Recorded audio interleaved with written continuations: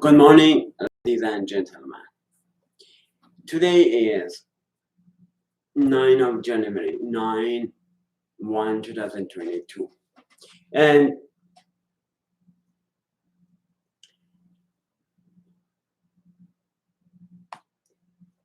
I am live on 8:30 in the morning. Maybe from now on, I will do at this time, 8:30, because it's the time that those who get up early watching me, because I'm talking to you who are awake. If you are sleeping, if you sleep late, even when you go to bed at 2 late night, then you cannot wake up early. I'm not talking to you at all. Just I'm talking to those who wake up early. There is a saying, there is a proverb that said that those who get up early get the worm. Those birds who get up early get the worm. That's all I'm saying. So get up early, be energetic. And I remember in Iran, almost 40 years ago, I guess, or maybe 35 years ago, I was young.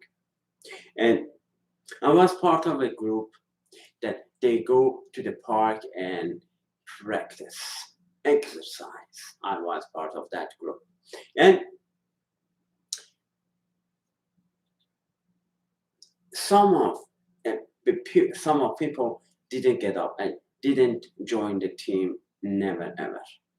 And my friend told me that if you don't get up early, and if half of your life is sleeping, then the rest of your life is wasted. So if you want to start a new life, today is the first day of rest of your life.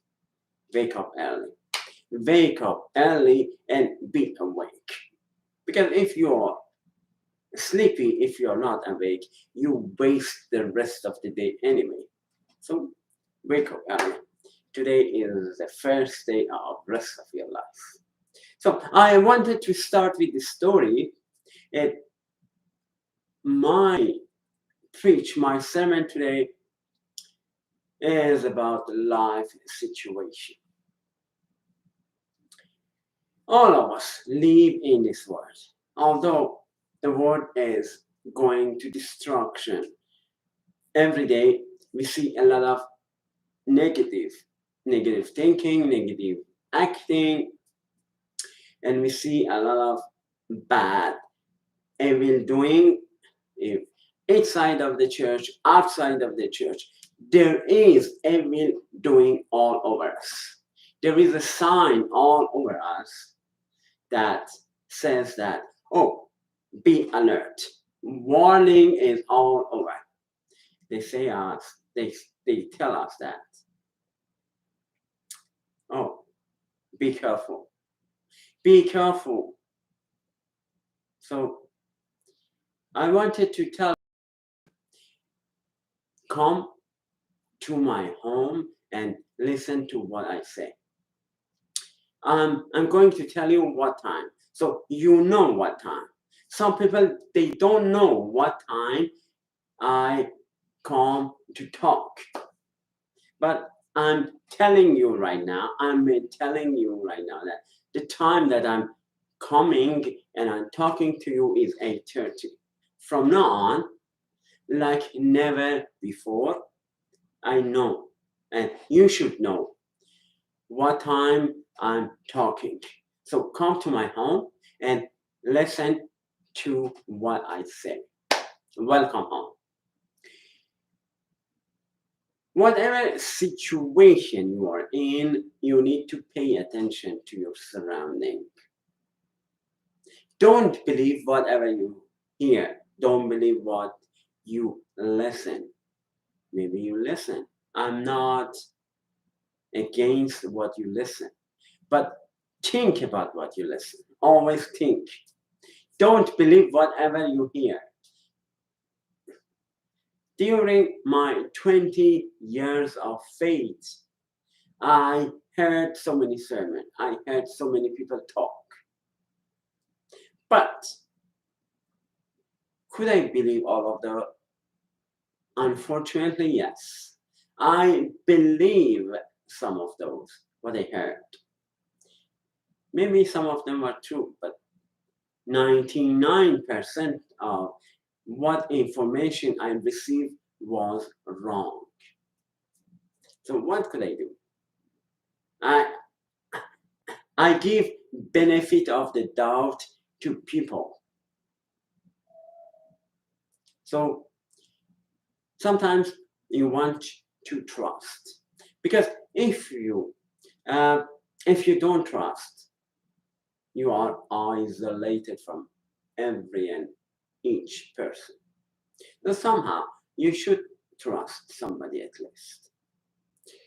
I tried this, and I said, okay, I give you benefit of the doubt. Maybe that person, maybe that teacher is telling the right thing.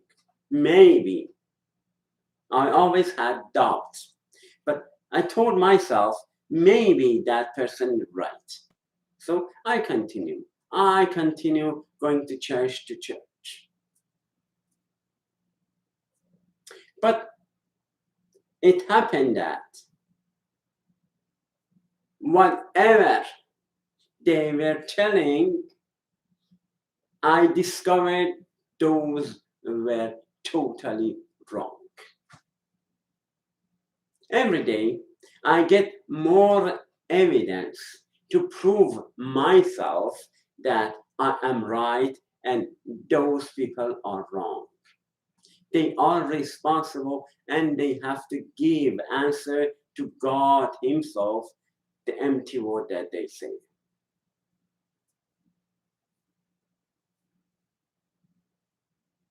That's why I choose to talk instead of silence. You cannot keep me quiet. I talk. That's why my name of ministry is Speak Up Production. Speak up. Never be silent. Speak up your mind. Speak up your idea. Whatever have in your mind, speak up. Don't expect anybody to read your mind. Speak up. And pay attention to your surrounding. Be careful who you are associate with. Be careful what team you are joining. Most of you want to join a team, no matter what team it would like. Maybe it's a sport team, maybe it's a church team, maybe it's an art team, maybe it's a book club. Whatever team you want to join, be careful which team are you joining, because it defines you.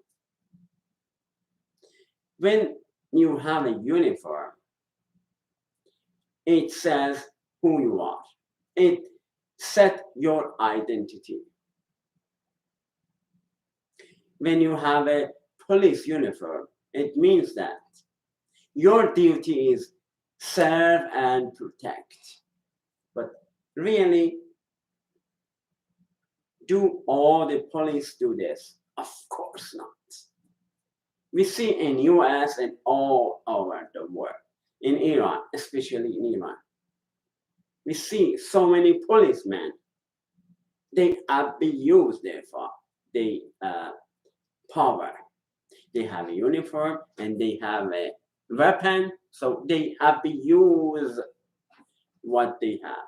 They abuse the privilege that they have.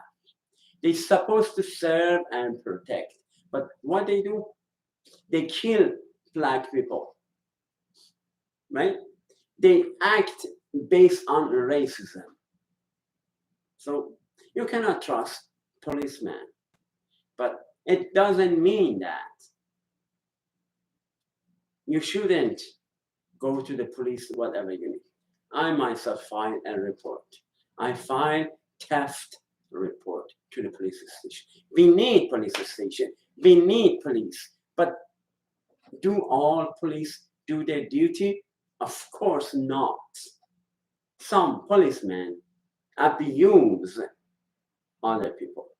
So when you have a white uniform, so many professions have white uniform. When you are a doctor, when you are a nurse, so your duty is heal people, not kill people, not get people into trouble. That's why some job has more sensitivity than others. I can give you a little example about bad examination, bad doctor who changed the destiny of a person. Some guy in Iran had deaf hearing problem. He was deaf. After 30 years, he could his hearing back. And why he was deaf? Because of a mistake of a doctor. Doctor changed the destiny of that person. For 30 years, he couldn't hear anything. Why? Because of one mistake.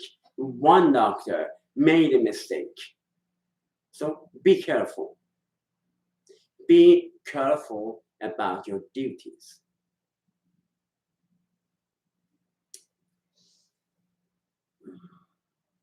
And be careful what you want. Be careful about what goal you want. And above all, be careful about your happiness. Because happiness doesn't happen just like that.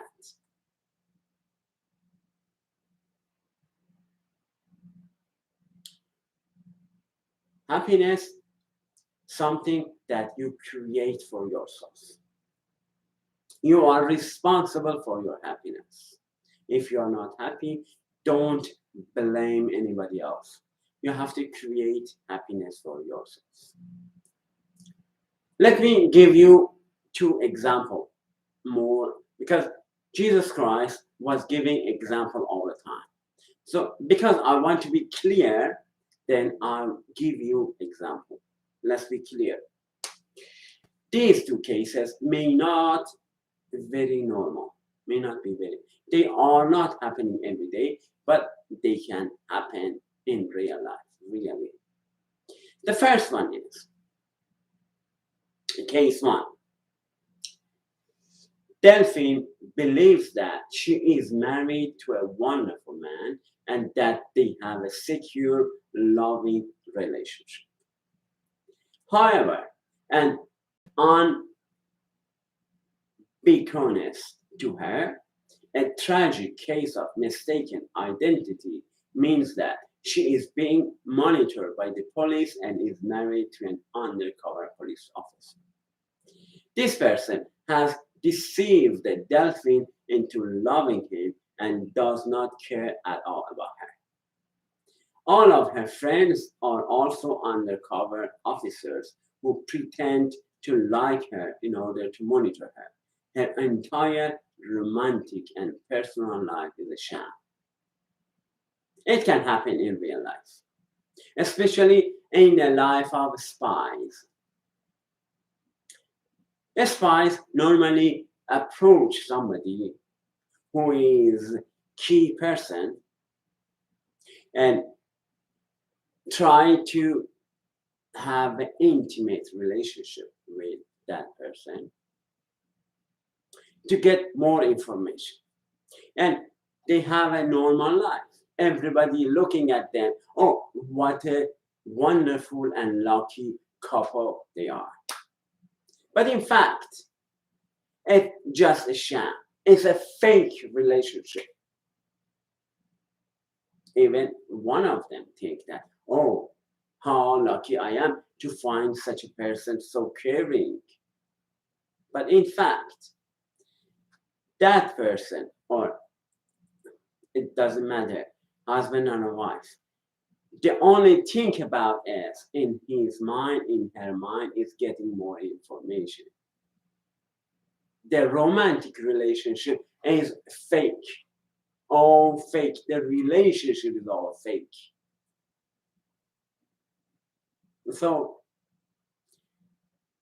this is a good example of our real life.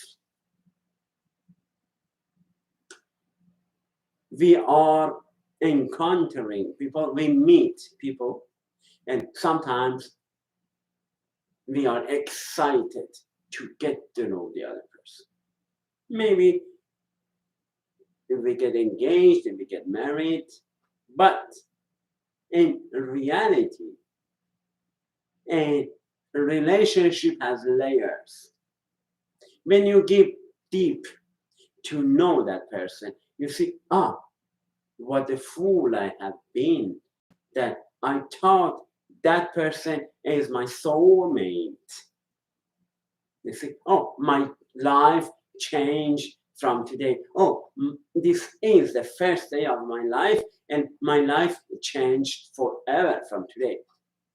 And after a year, after a couple of years, you see, what a fool I have been that I thought so and so is my partner, my soulmate. I made a mistake. So sometimes the life strikes you. Sometimes you need to be careful about your surroundings.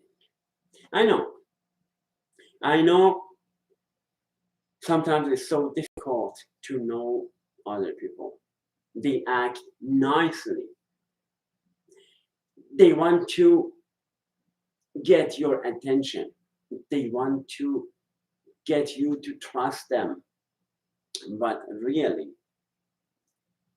the real intention is something else. Maybe they tell you, my intention is serving you.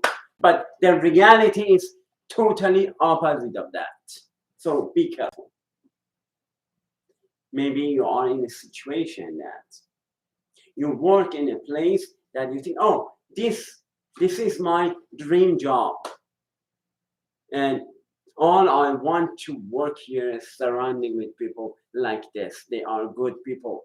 But in reality, the undercover is something going on. Something fishy is going on. And you realize that, I made a mistake. I shouldn't trust my people around me. I shouldn't trust them. So be careful. But what is case two? I told you I give you two examples. The second case is Hillary is a research scientist who desires treaties. She wants Leicester City to win the Premier League. She wants her research to be recognized by her peers. And she wants her self-published fiction to be well received. Luckily for her, all of these desires are satisfied. Leicester City have won the league. Her paper have become incredibly influential, and her fiction tops every important chart. Sadly and unfortunately, Hillary knows none of this. She is on a solo long-term research expedition to a very remote location and cannot receive updates from the outside world. She is confident that her desires are not satisfied. They were a long shot, after all, and when she left for the base, she had excellent evidence that her desire would never be fulfilled. She is very unhappy. a little different from the first one, but it can happen in real life.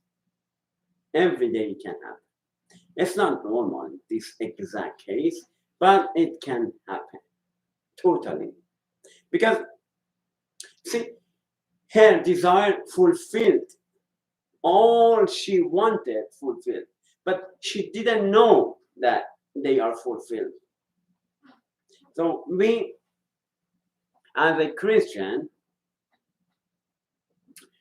we have our power. God invested power in us. But do we use that power? Do we use our inheritance? For example, you have a bank account and there is $5 million in your account. And you don't go to bank and don't touch that money. You say, oh, leave it there for later. I will do something about that later. You never go and use that money. So you have such a treasury there, but you don't touch it. You cannot, or you may use it, but you don't use it. It doesn't mean that you cannot. You can use that. You have the sign holder of that account and you can use that account. But you think to yourself, oh, let it be for a rainy day. So that's how Christian live as. You received your inheritance already. You don't need to wait for inheritance. You received your inheritance already. So use it. Use it to your advantage. Right? You can use it. You can use the power that invested in you. Don't wait even 1 minute. Go ahead and use it. Don't live in the darkness. Don't live in poverty. Don't live in despair. Don't live in depression.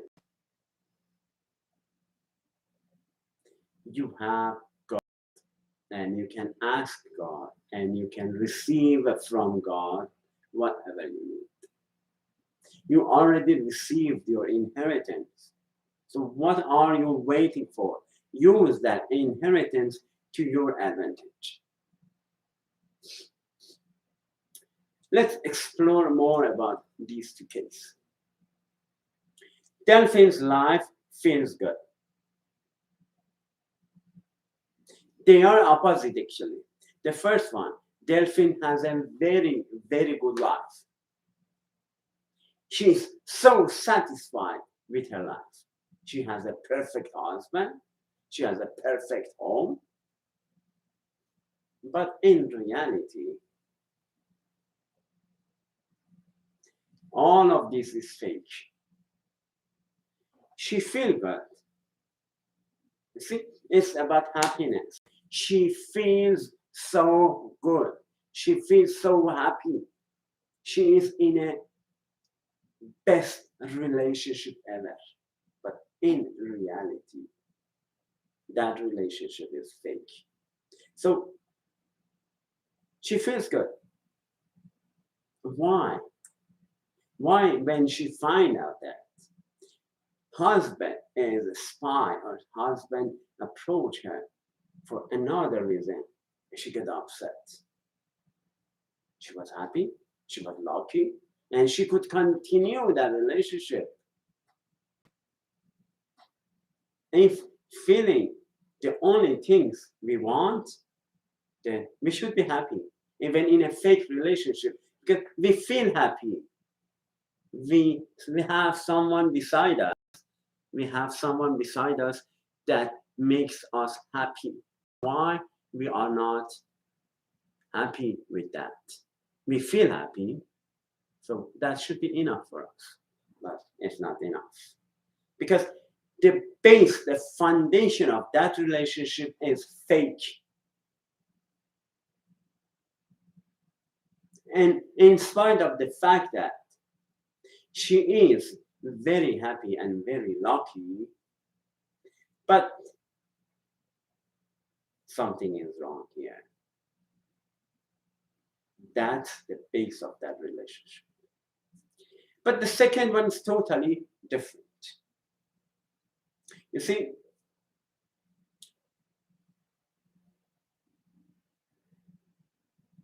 the second one doesn't feel happy at all.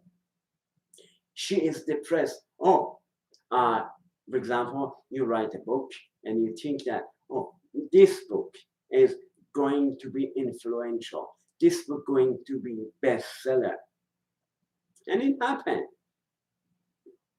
But because you expected it's a long run, can I write a book and my first book becomes bestseller? No, I don't think so.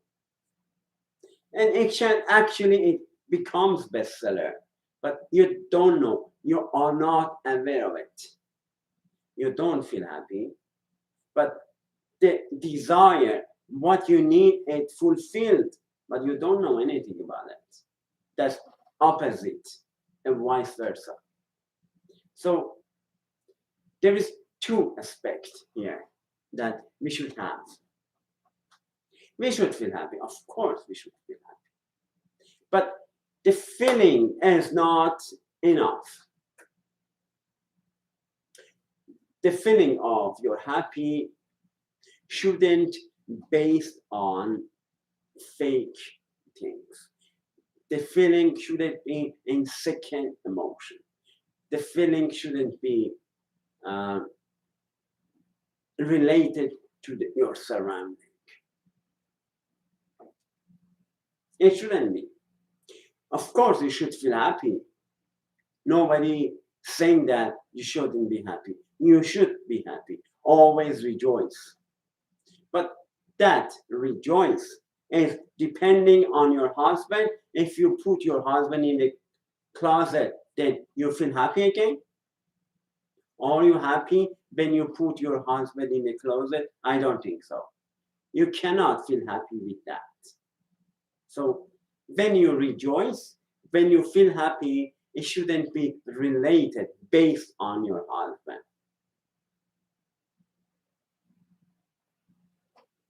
Sometimes you get what you want, but you don't know you already get that one, like Christian. You already received your inheritance. What are you waiting for? So these are two opposite cases. Both of them, something wrong with that. In Philippians 4:19 says that, my God shall supply all your need according to his riches in glory by Christ Jesus. Glory to glory. We should go glory to glory to glory. We should go up and up and up. Glory to glory to glory to glory to glory to glory. This is a real Christian life. We already received what we need. We already received what we need.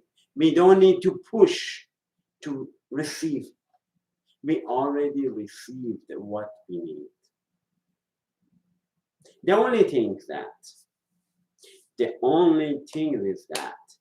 sometimes we need to have persistence to use what we have. We have all we need. We received all we need. But in order to use that, like that 5 million into the bank, we need to go to the bank and get the money out of that bank account. If you don't go there, you cannot use the money. We need a lot of things. and we receive all we need. In order to use that, we need to go and use that. We need to go to the bank and use the bank. We need sometimes persistence. Sometimes we need to go forward. Next step, another next step, another next step, until you get what you want. Sometimes you have to go to the mountain top and get what you want.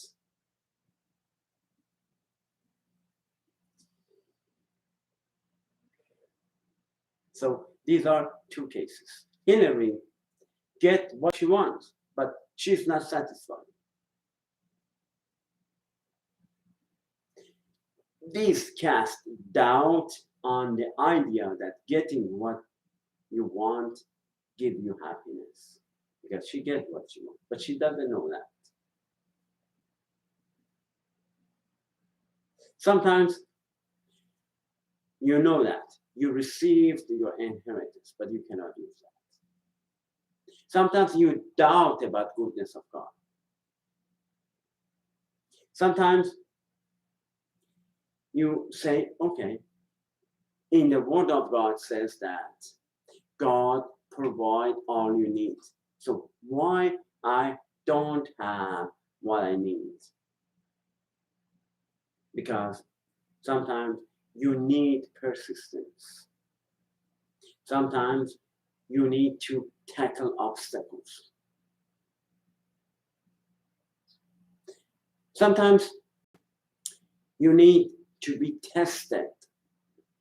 Your intention should be good. Then you receive, and you can use actually. You have what you need. But in order to use that, you need persistence. I guess that should be enough for today. And sometimes we need awareness. Sometimes we need something that